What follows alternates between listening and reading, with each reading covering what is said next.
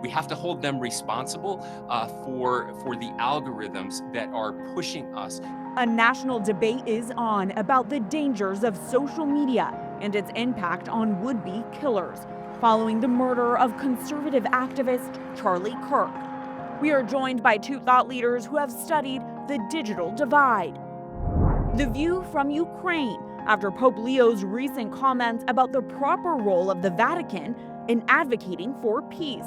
Reaction from the world's youngest cardinal, also the only cardinal from the Ukrainian Greek Catholic Church. This has been the greatest year since I've been here, and I've been here 15 years at the Seton Shrine. And 50 years ago, Elizabeth Ann Seton became the first American-born saint.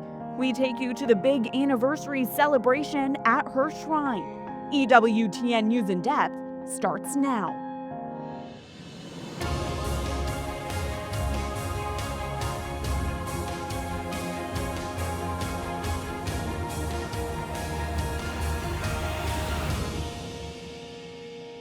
For me personally, as with everybody else, it is a very difficult time.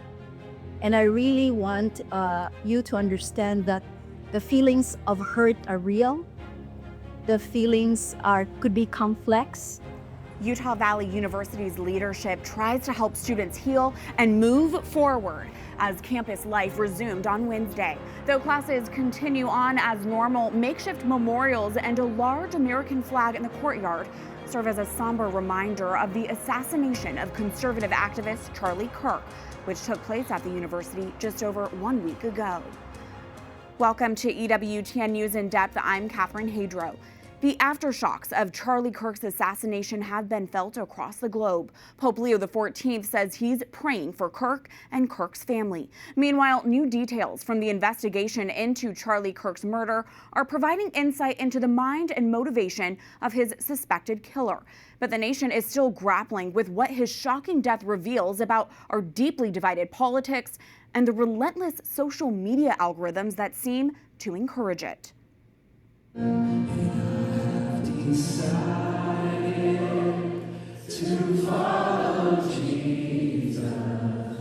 Candlelit praise and worship in honor of Charlie Kirk. In Washington, D.C., hundreds of people, including lawmakers and members of President Donald Trump's cabinet, gathered at the Kennedy Center for a prayer vigil. Vice President J.D. Vance held his own tribute to his friend by guest hosting Kirk's podcast on Monday. Since Kirk's death, the Trump administration has promised to crack down on what it calls the radical left for organizing harassment and violence. As the administration aims for broader investigations into some liberal groups, Utah County prosecutors have formally charged 22-year-old Tyler Robinson of shooting Kirk on Utah Valley University campus last Wednesday afternoon. Tyler James Robinson intentionally or knowingly caused the death of Charlie Kirk. An emotionless Robinson appeared virtually in court on Tuesday in Utah. He faces 7 charges related to the shooting, including aggravated murder, obstruction of justice, and witness tampering. Prosecutors are seeking the death penalty.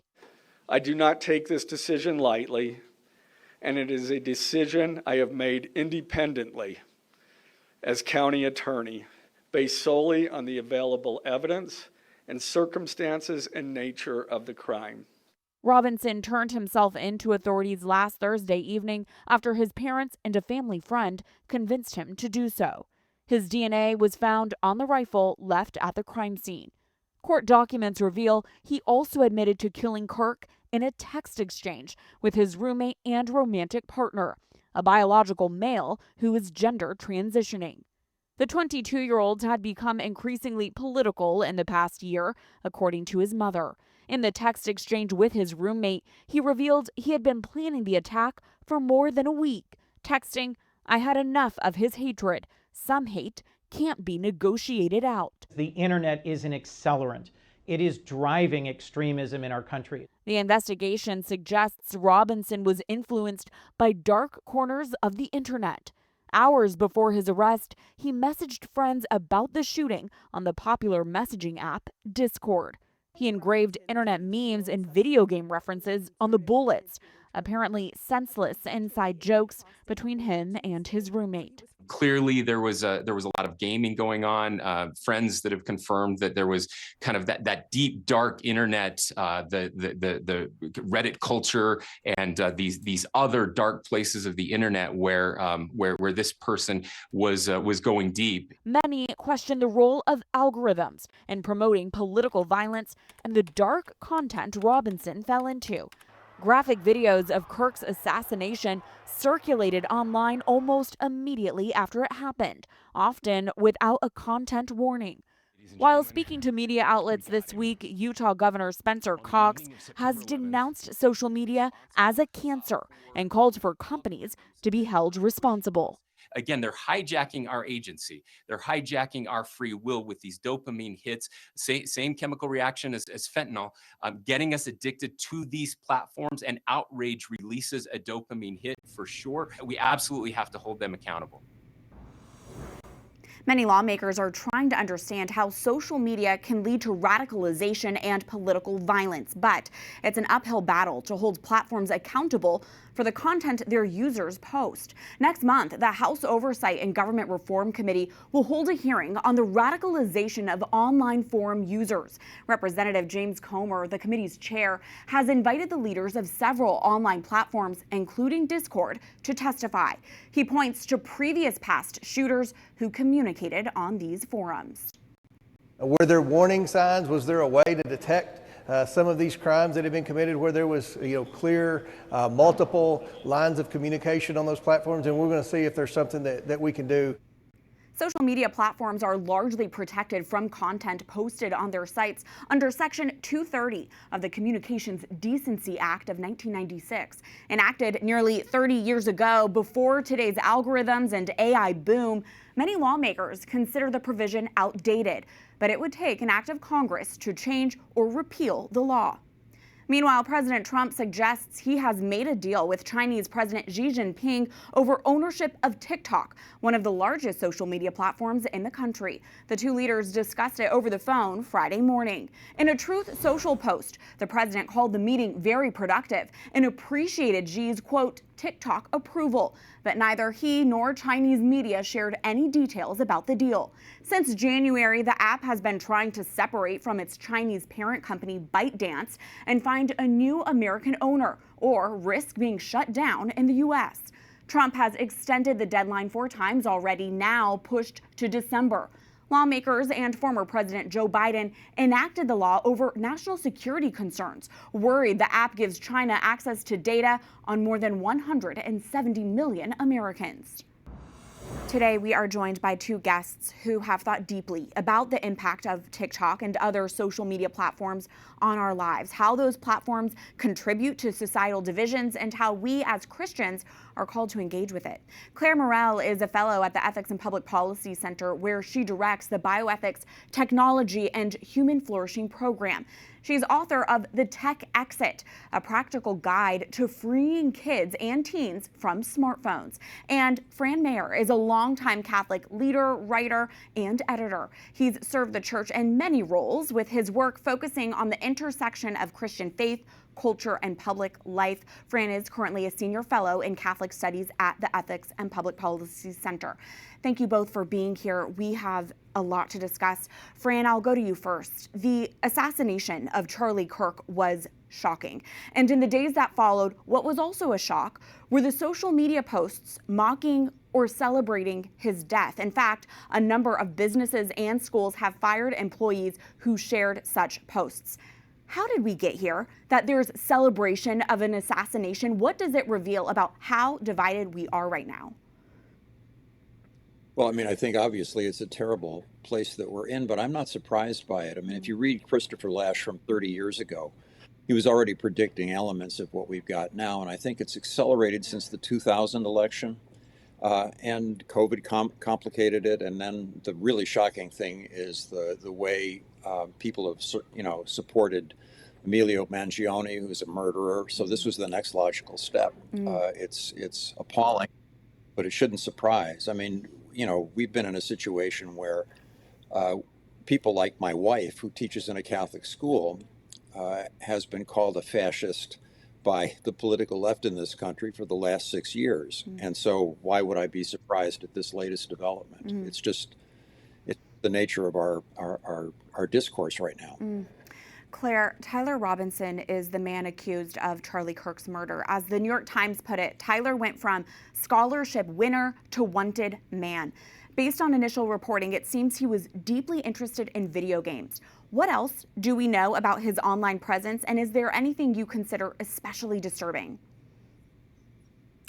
Yes, I think that we're finding out he was a very avid online gamer. He was also very engrossed in the social media app Discord, which is used by a lot of gamers and engaged in a lot of communities there. And he was part of some very transgressive sexual communities online. So he was very involved in the trans community, but also a community, to be honest, I had not heard of before, called furry, which is these sexualized anthropomorphic animals. And he was part of that community. In fact, some of the inscriptions on the bullet casings were slogans used from that sexual community online, gaming communities. And I think it's disturbing to see this kind of internet meme culture that has just really pushed teens into dark places online, these communities, and into nihilism and into violence. And so I think it's disturbing to find this out. And it's not unique, unfortunately, to Tyler Robinson, but this is a familiar pattern with a lot of these acts of violence we've seen recently from young people. We find out they had a similar online footprint, deeply involved in just disturbing sexual communities as well as online games and other social media communities. Disturbing doesn't even begin to cover that. Oh my goodness. Fran, can you speak about how on social media, we have these social media echo chambers and they are pitting us against one another? I mean, it does seem we are all living just in different realities depending on what our social media algorithms are feeding us. How do we curb this type of division in the digital age, and is it even possible? Well, I want to make one observation about what Claire said, which I thought was very wise. But I've been a video gamer for 40 years. The difference between my experience and the experience, for example, of my grandchildren is that I was formed in a print culture, and a print culture teaches you how to think. It makes you, it engages your imagination in an entirely different way from the way young people are experiencing it now. The other thing about the digital environment, and look, we're in a digital environment in this interview, and I work on the computer all day long, is the disembodiment of the conversation. It's very hard for me to hate a person I disagree with if I'm sitting across from him or her and I'm having a conversation, watching the body language, making eye contact, seeing the humanity of that other person. What Claire explained in her comments is just this complete lack of embodiment to the conversation, the digitalization of the whole thing, which dehumanizes it and makes it all the more toxic. So what to do about it? I mean, one of the things you can do about it is the hardest thing in the world, which is simply to unplug. And everybody says they'd like to do that, and nobody actually does it. We're all addicted to our technologies. But unless we do that, it's just going to get worse because we're becoming less and less human, and AI is not going to help us. It's going to complicate that problem. Yeah, we need to go back to what it is to be human, as you just said. So Claire, what are parents to do? You have literally written the book on this. Do we need to avoid social media altogether for the sake of our soul? I mean, what do parents need to consider as they think about their children and social media?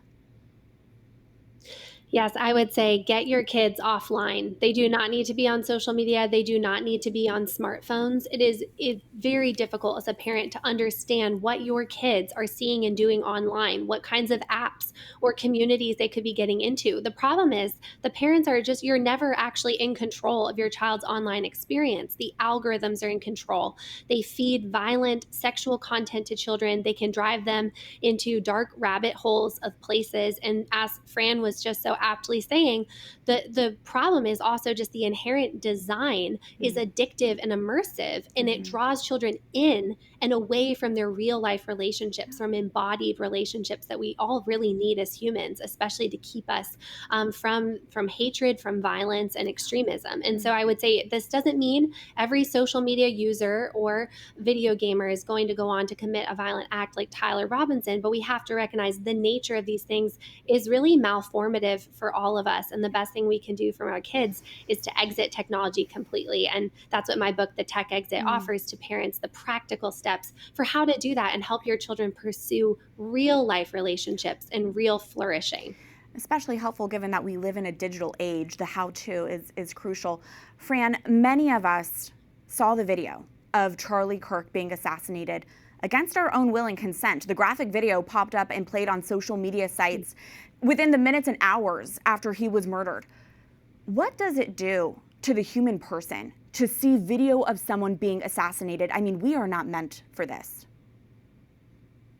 Yeah, well, obviously it dehumanizes them. I mean, I think we've been desensitized to a certain degree by the violence of our entertainment. But when you're seeing a real person killed, it has an impact that I don't think.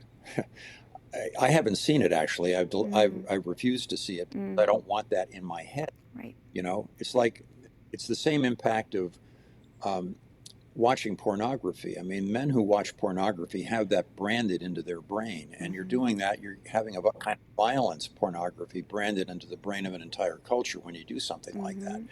So, I mean, the question is, what kind of humanity does the person have who would take that and post it on the internet? There's some deficiency in a person that it's really quite extraordinary. That's a whole other discussion. Yeah. I mean, it's an act of violence in itself. And a reminder that we do have the responsibility to protect our eyes and protect our souls. Claire, we have 1 minute remaining in this conversation. So my last question goes to you. Is there any policy update you can give us when it comes to the government's role or any legislative action when it comes to protecting kids from the harms of social media? Yeah, I will start with some positive news. As Fran just mentioned, pornography plays a significant role in actually encouraging some of this violence that we're seeing. Pornography is violent. Kids are being exposed young and often. As I mentioned, this shooter was involved in these transgressive sexual communities online. And so 24 states have now passed laws to require age verification for pornography websites. This is a huge support to parents. It means kids can't accidentally click on a link, or that a friend can't pull up a link to one of these sites on a smartphone, because there are collective aspects to these harms that it is difficult for individual parents to counter. And so we do need these good policy solutions to back parents up. So 24 states had passed that. The Supreme Court upheld those laws as constitutional.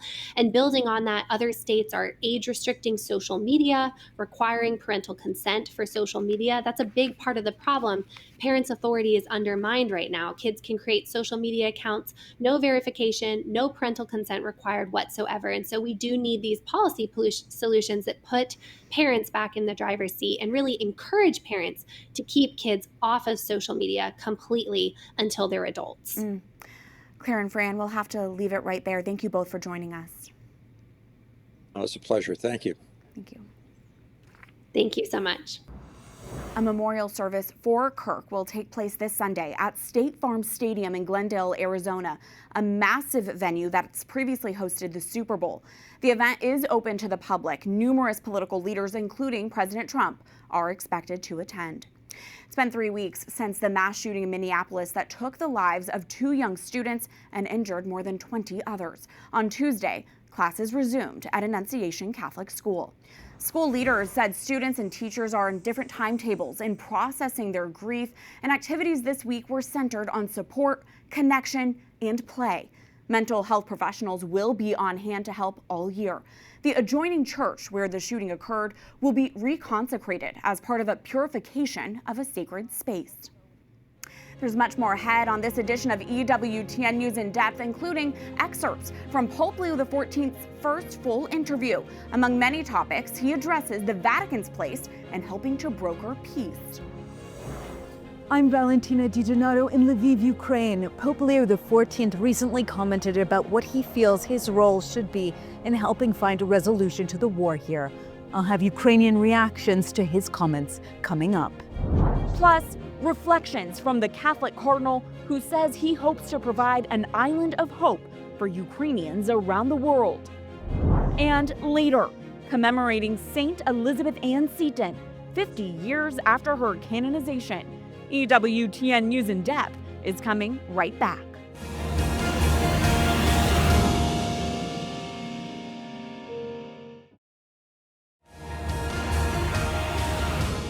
A revealing new interview with Pope Leo XIV was published this week at the online Catholic newspaper Crux. In the first official sit-down interview of his papacy, the Pope spoke on many topics, including his prominent advocacy for peace, particularly in Ukraine. He was asked how realistic it is for the Vatican to be a mediator in the conflict.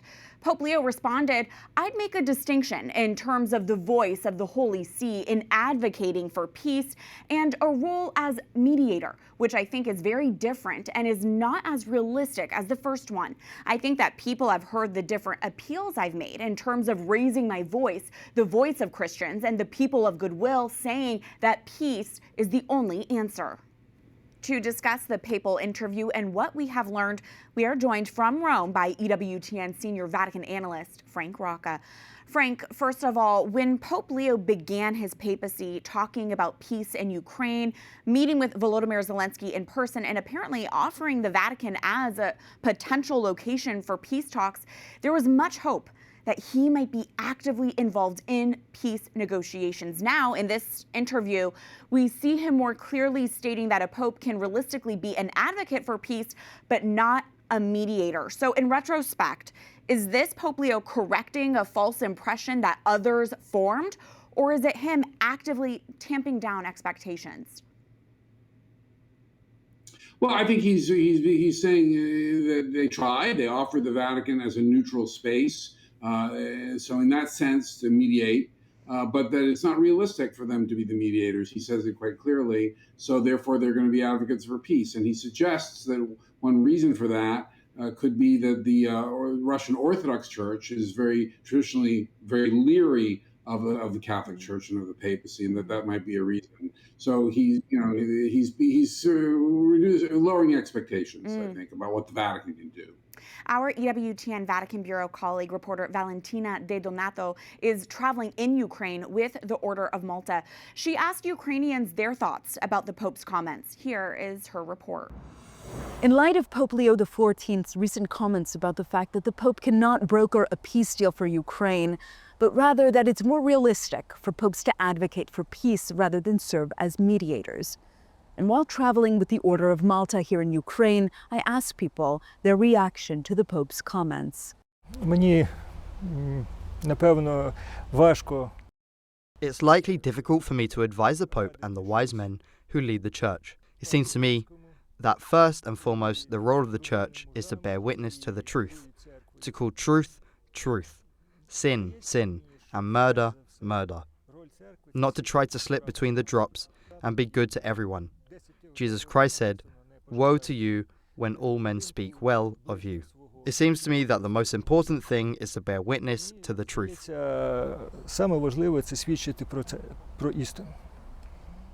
That was Father Andriy Halavin, a priest from Bucha that I spoke with, who witnessed the Bucha massacre and the mass grave outside of his church. Atrocities done while Russian troops occupied his city, killing hundreds of men, women, and children. We spoke to Ambassador of the Sovereign Military Order of Malta to Ukraine, Antonio Gazzanti Pugliese di Cotrone, about whose role it should be to broker a peace deal in such complex and divisive times. It is difficult in this moment to understand, first of all, the real contents of the situation and who can provide activity of mediation. My impression is that we need the cooperation of many states, many institutions, and that to me it is very difficult to think to a path of peace without a large cooperation among states. In Lviv, Ukraine, Valentina Di Donato for EWTN In Depth. Our thanks to Valentina for that report. Frank, what message do you think Ukrainians desperate for peace should take from the Pope's comments?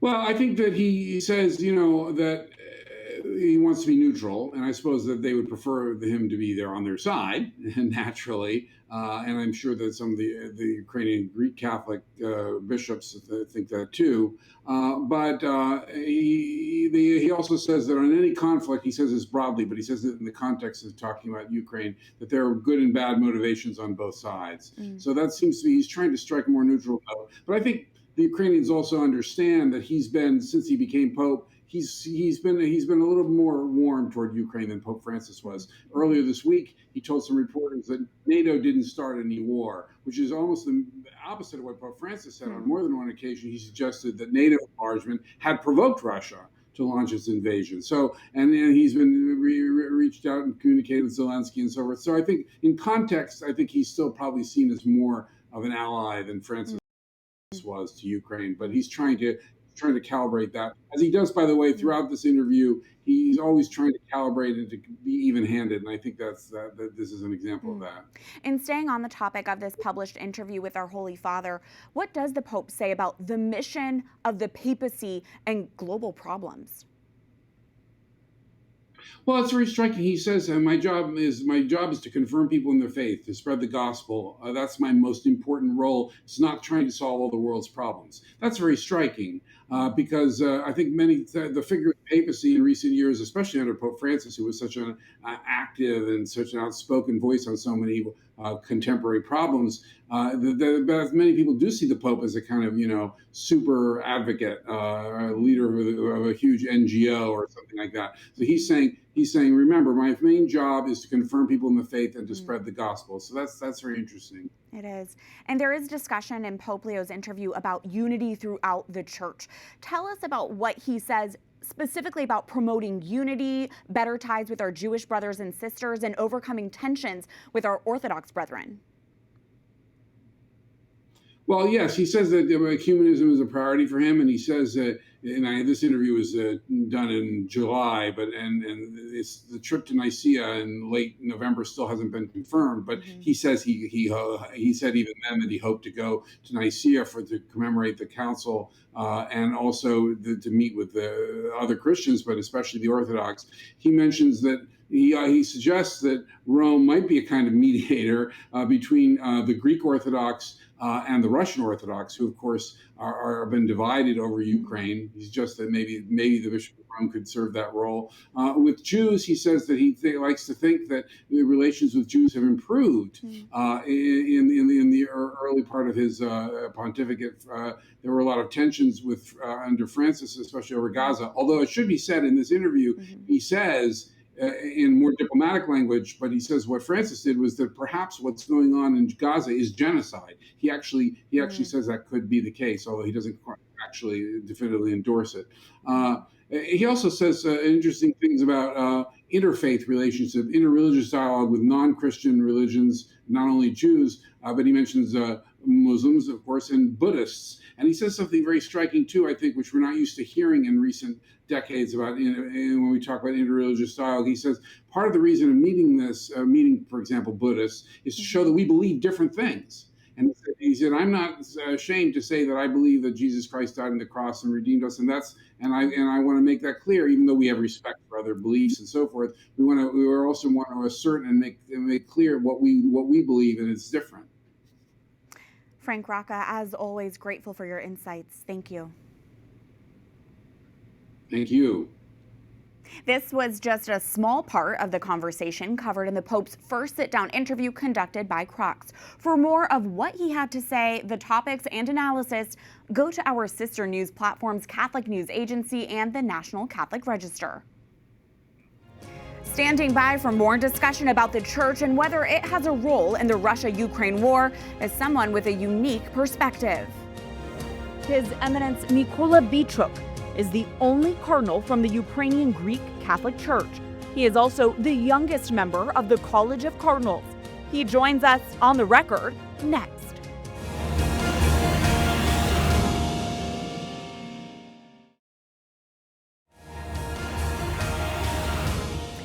Cardinal Mykola Bychok is the bishop of the Ukrainian Catholic Eparchy of Saints Peter and Paul of Melbourne, Australia. Last December, at age 44, Pope Francis elevated him to the College of Cardinals as the youngest Catholic cardinal in the world. Born in Western Ukraine, he is a member of the Ukrainian Greek Catholic Church and is responsible for Catholics in Australia, New Zealand, and Oceania. Yet, as the only current cardinal from Ukraine, he says he also sees his role as an island of hope for Ukrainians worldwide affected by the war, especially in a year which the late Pope called the Year of Hope. We see Cardinal Bychok here in the Sistine Chapel during the Conclave in May. Cardinal Bychok is currently traveling in Canada and the United States, and he joins us now on the record. Your Eminence, thank you for joining us. Russia's full-scale invasion of Ukraine was more than 3 years ago now. Tell us about the latest situation for the Greek Catholic Church in Ukraine itself and your desire to provide an island of hope, as you say, for Ukrainians worldwide. As you know, war began in 2014 after the occupation of Crimean Peninsula, and then as well two eastern regions, Luhansk and Donetsk. And then, yes, a few years later, as you know, in 2022, Russia began full-scale invasion. Mm-hmm. This is a huge problem for Ukraine because we are protecting our land. This is a huge challenge for the Catholic Church in Ukraine because, as you know, many children lost their parents, especially their fathers, as well as you know, many people they have been pressured to leave their homeland for the reason of the war. So generally, many women with their children, they escaped, finding a safer place for them.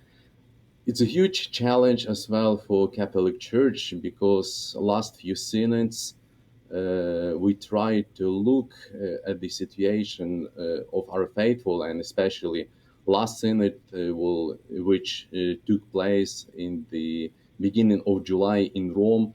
So the main topic was pastoral care of family during the time of war.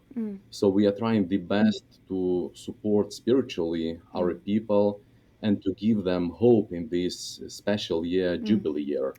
Right, absolutely. Pope Leo XIV recently distinguished how he sees his role in Russia's invasion of Ukraine. He sees himself and the church as an advocate for peace, but not the mediator. Can you reflect on that? And what specific action from the Holy See would help to advance peace?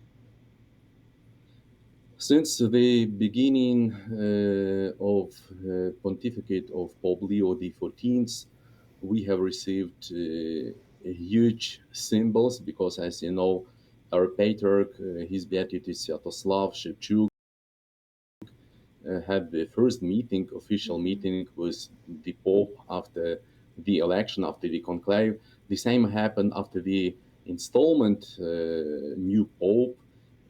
Our president had as well first meeting with Pope. This is some symbols which are saying that actually we have huge support from Pope as well from the Holy See because, as you know, our Lord taught us, blessed be pacemakers.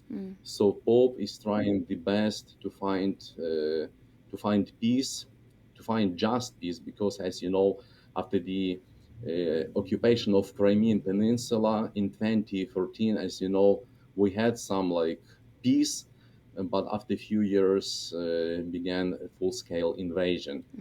So for that reason, we are trying not only to find just peace, but as well, we are trying to return our children, those who forcibly been moved by the Russians from the occupied areas of Ukraine to Russia Federation. As you know, it's official statistics, 20,000 children, they just have been taken from Ukraine to Russia. You are only the 7th cardinal in the history of the Ukrainian Greek Catholic Church. St. John Paul II would famously say, "The Church must breathe with her 2 lungs," referring to the Catholic Church's Eastern and Western traditions. Pope Leo also calling for unity in his episcopal motto, "In the one Christ, we are one." Your Eminence, how can Roman Catholics learn from our Eastern Rite brothers and sisters? Yeah, that was true that actually St. John Paul II, this was like the famous of his phrase. And after election of the Pope Leo XIV, as you know, first his general audience, it was dedicated to the Eastern churches, because actually in that time, that was the jubilee for the Eastern churches. And actually it was very important message from the Pope to the Eastern churches, as well what the Roman Catholic Church can take from the experience of the Eastern churches, because as you know, we have 23 Eastern churches. Each of them, they are following their roots, their tradition, their spirituality. So we can support each other with this huge tradition which we have inherited. You were ordained a priest in 2005, I believe, and then appointed a bishop in 2020. And just 4 years later, Pope Francis elevated you to cardinal, the youngest cardinal in the College of Cardinals. You were 44 years old at the time. How has that rapid rise shaped your sense of responsibility?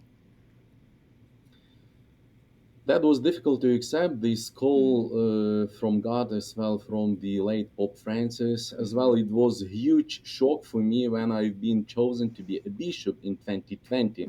Because as you know, my dream was to be redemptorist, to be a missionary. I fulfilled my dream. I was the happiest man in the world. But then God, through the Holy Church, corrected a little bit my plan, which is not easy for me to accept, because as you know, yes, I am the youngest one in the world. I understand the whole package of the responsibility, because I am cardinal not only for Ukraine or for Australia, the country where I am ministering right now, but I've been appointed for the Roman Catholic Church to be a good advisor for Pope, as well to take part in the conclave. Well, and on that note, it was just a few months after you were elevated to cardinal that you did participate in this year's historic conclave and the election of Pope Leo XIV. Can you just reflect on that experience for us? What can you share with us?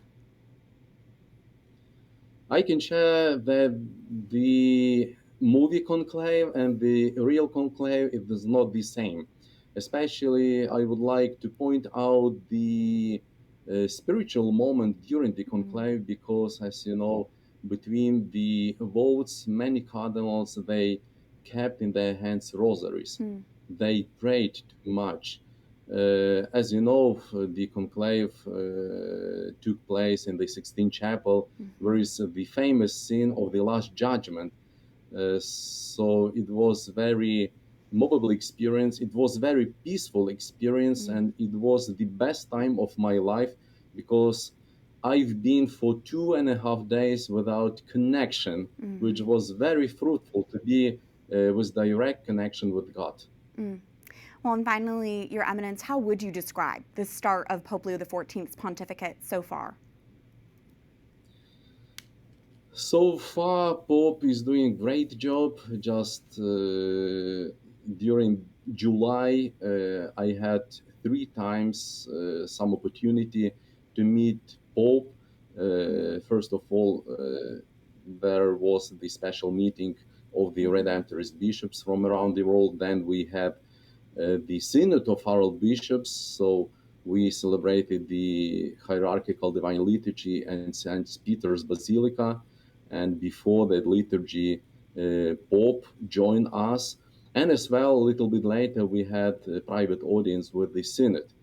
So after going out, I just asked one Swiss guard, what do you think? Just only 2 months. He replied to me, it looks for me, it's like not 2 months, but 2 years. Many things happened, which is good. Pope is trying the best, whole world, trying to look at the first decisions of the Pope. I understand that actually this is not easy for Pope because you have been like a cardinal and after a few minutes you are the Pope. Your responsibility is really huge. You should lead the 1.4 billion Catholics around the world.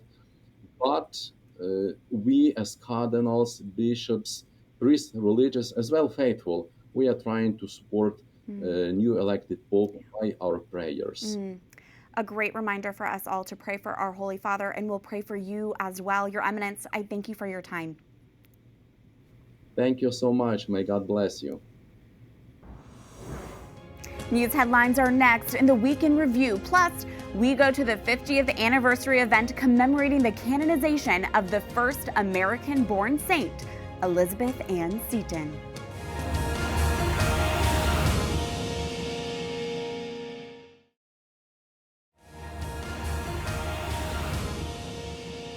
Israel has launched its long-threatened ground assault into Gaza City. That development tops the news in the Week in Review.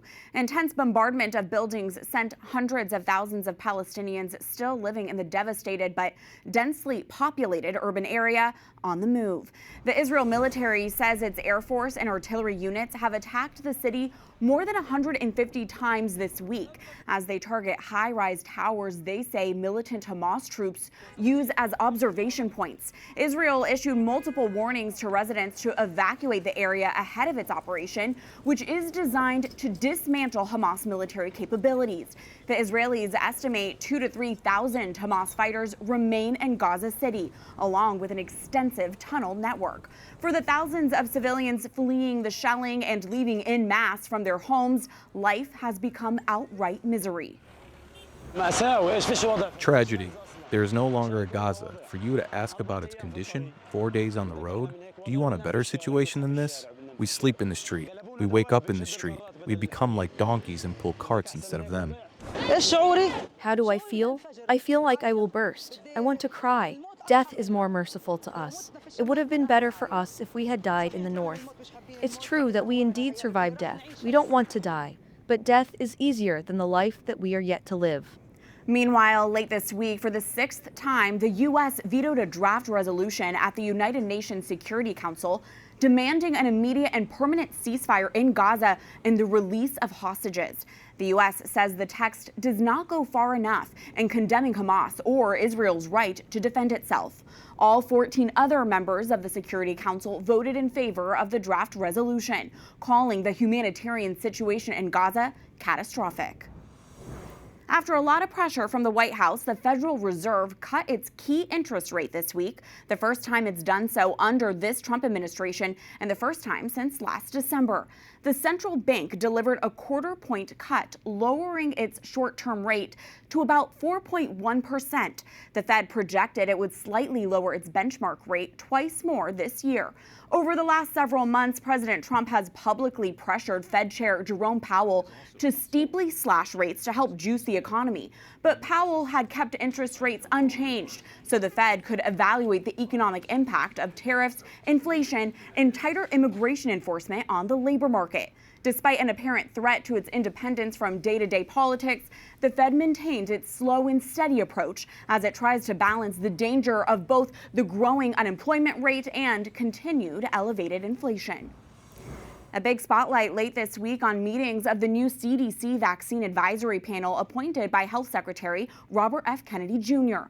The committee provides guidance to the CDC director on how already approved vaccines should be used. Its decisions are of great importance because most private insurers are required to cover the shots it recommends.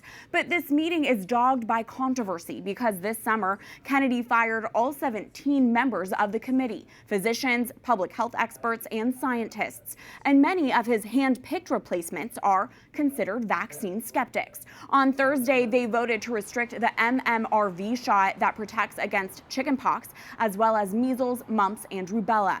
They are also working on new guidance for hepatitis B vaccines for newborns and COVID-19 shots for all age groups. Critics worry the panel's actions will narrow access to vaccines for everyone. FBI Director Kash Patel faced tough questions on Capitol Hill this week, where he testified for 2 days before both the House and Senate's Judiciary Committees over his capacity to run the FBI. Some exchanges between him and lawmakers quickly became heated. You can try all you want in this country to not take responsibility for what you have said. On the House side, the Judiciary Committee spent much of its 5-hour hearing asking Patel about his handling of the Jeffrey Epstein files. Patel evaded questions about Trump's connections to the files, and when criticized over the FBI's reluctance to release all the documents, he emphasized the Bureau has shared everything the court will allow it to. Republican Representative Thomas Massie, who is leading a bipartisan discharge petition to force a full release of the files, criticized the director for his denial of other high-profile individuals involved in the sex trafficking scandal. Are the 302 documents in the FBI's possession? They reviewed all that, yes, sir. And so have you reviewed those 302 documents where the victims name the people who victimized them? If I personally know, but the FBI has. So how can you sit here and in front of the Senate and say there are no names? I said I named one today. Patel also faced tough questions over his premature announcement about a suspect in custody in the Charlie Kirk murder case. He also defended his firing of multiple senior FBI officials, 3 of whom have filed a lawsuit against him. President Trump traveled to the United Kingdom this week, his second state visit to the longtime ally of the U.S. He began his trip with an extravagant stay at Windsor Castle.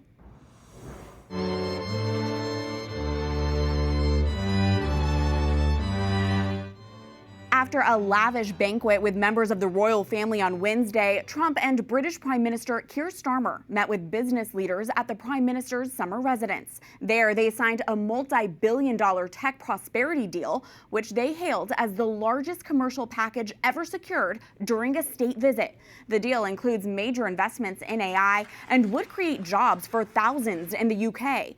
The two also discussed the war in Ukraine. In a closing press conference, Trump said he had thought it would be easy conflict to resolve because of his relationship with Russian President Vladimir Putin, but said, quote, "He's really let me down." Earlier in the week, senior members of the royal family attended the funeral of Catherine, the Duchess of Kent, at Westminster Cathedral. A Catholic convert, her funeral was the first British royal Catholic funeral in centuries. King Charles's presence marked the first time since the Reformation that a reigning British monarch attended a Catholic funeral in a formal capacity. In a message delivered at her funeral, Pope Leo XIV paid tribute to the Duchess, praising her legacy of Christian goodness. The Duchess was married to Prince Edward, the Duke of Kent, the first cousin of Queen Elizabeth. She was famously known for decades as the royal who handed out trophies at Wimbledon and consoled those players who did not take home the top prize. The Duchess of Kent died earlier this month at the age of 92. Last Sunday marked the 50th anniversary of the canonization of the first American-born saint, Elizabeth Ann Seton. A grand celebration was held for the beloved Catholic leader credited with founding the parochial school system in America. As Julia Convery reports, last weekend's commemoration drew thousands, including the daughter of former President Lyndon B. Johnson.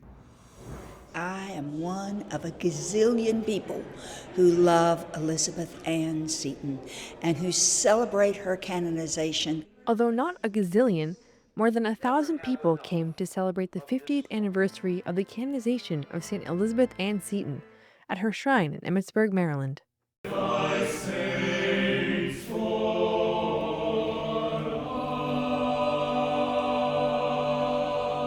Families, Knights of Columbus, and religious came to celebrate the first American-born saint, a wealthy young widow who, after converting to Catholicism in the early 19th century, founded a religious order in several Catholic schools. I was so surprised by how many cars were here and how many people.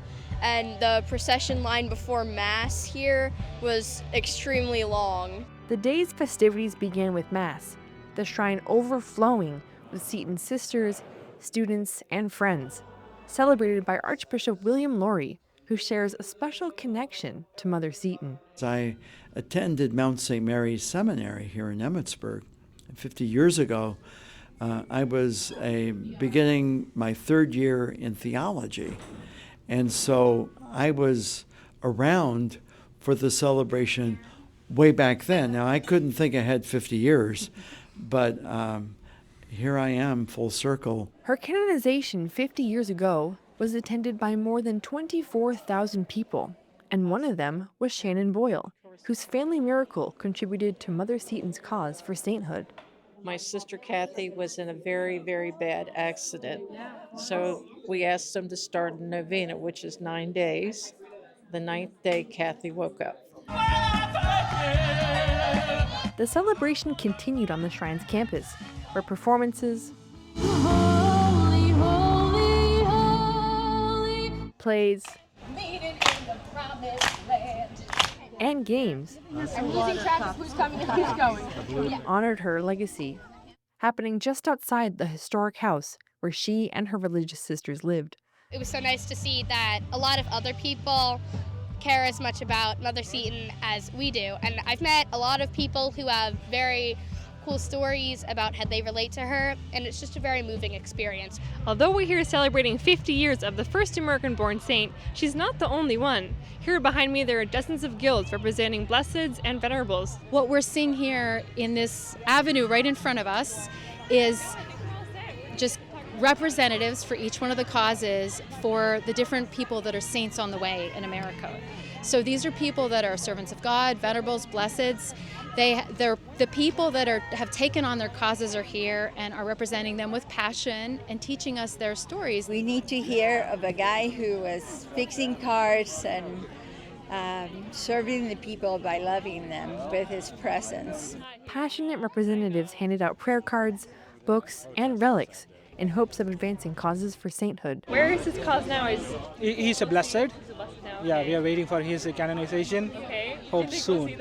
The Saints on Their Way exhibit not only honored the first American saint, but showed that sainthood is possible for the average American. She's just such a beautiful example of how an ordinary person with trials, just like we have, and joys, who responds to God's grace, can become a saint. Her commitment to Catholic education, her commitment to the poor, her unusual life story, I think all of those things say very much to people today. The thing about Mother Seton is that she is one of ours, right? And to become a saint, it is really, we need to have these witnesses that show us what it is to live, respond to God, say yes to God in the circumstances of our own lives. And she lived through so many things that Americans can relate to. Julia Convery, EWTN News In Depth. Happy 50th! Happy 50th indeed. St. Elizabeth Ann Seton, pray for us. And we close our program today with another good news story. A one-time underperforming Catholic school in the Diocese of Phoenix, Arizona, has started using artificial intelligence in its curriculum, and now students there are thriving. The idea was the brainchild of a former semiconductor engineer who followed his vocation into the priesthood and then the classroom. EWTN News correspondent Eric Rosales reports on Father Ernesto Reynoso's evolution from engineer to priest in this Faith Journey in Depth.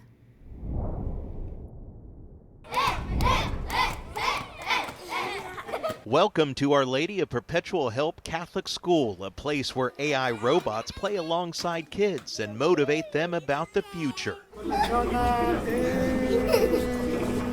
It's all thanks to their pastor, Father Ernesto Reynoso, a man who gave up a successful career in IT. I used to work for Motorola in the semiconductor product sector. We used to do different chips for the different companies. It's a profession that gave him a global perspective. And the beautiful part is that we came from different countries, and I was the only Latino in my group. So for me, motivate me to start knowing that we need more representation from Hispanics into the high-tech companies. God kept that motivation burning deep in his heart. Little did he know at the time, just a few years later, he'd use his background to introduce artificial intelligence to these kids. Father says much the same way a computer circuit board needs connections, the Lord has connected him with people throughout his life, which have led him to becoming a Catholic priest. I have the gift that the Lord has been very clear in what he wants in my life. So in that sense, I just trust my heart. Whatever decision I made, I felt peace with the Holy Spirit. Jose Luis Gutierrez and his wife were neighbors to Father Ernesto's family in Mexico. He says he can still remember 12-year-old Ernesto playing and how he always put others first. Being a success engineering in Motorola and changing to be a priest, that means that the heart has something inside, and something inside for the others, not for himself. Gutierrez is now Father Ernesto's right-hand man. As the parish operations manager, it frees up Father to pour into his parishioners, especially the children. Being a father like him is always helping people. It's always, all the time. And the kids see him as a father. Many of the kids here have tough lives at home. Exactly. Father even moved his desk inside the school so he could spend more time with his students. Father Ernesto says it takes a village to help raise a child, and he's thankful for his team. We do it because we want to create better citizens and strong, faithful Catholic kids with a good sense of success. Besides his successful IT background, he holds 2 master's degrees, one in philosophy and another in divinity. He also earned a degree in canon law from the Catholic University of America. After all his accomplishments and honors, Father Ernesto says his first priority is to make sure all his parishioners go to heaven. We want to teach the children in that Christian anthropology that we are created in the image and likeness of God, that we have a soul, that we have a rational soul, that we can have reason, that we have the opportunity to have communion with God, and that we have transcendence as human beings. He adds, never underestimate the mind of a child. Whatever complex things that you can present in a way that they can understand, they will exceed because they are very intelligent. And what does the future hold for Our Lady of Perpetual Help? Father Ernesto says, you haven't seen anything yet. In Glendale, Arizona, Eric Rosales, EWTN News In Depth. That's right, go Our Lady of Perpetual Help. And that's it for this edition of EWTN News In Depth. I'm Catherine Hadro. Join us same time next week for more news and reports important to your Catholic life. Until we see you again, God bless.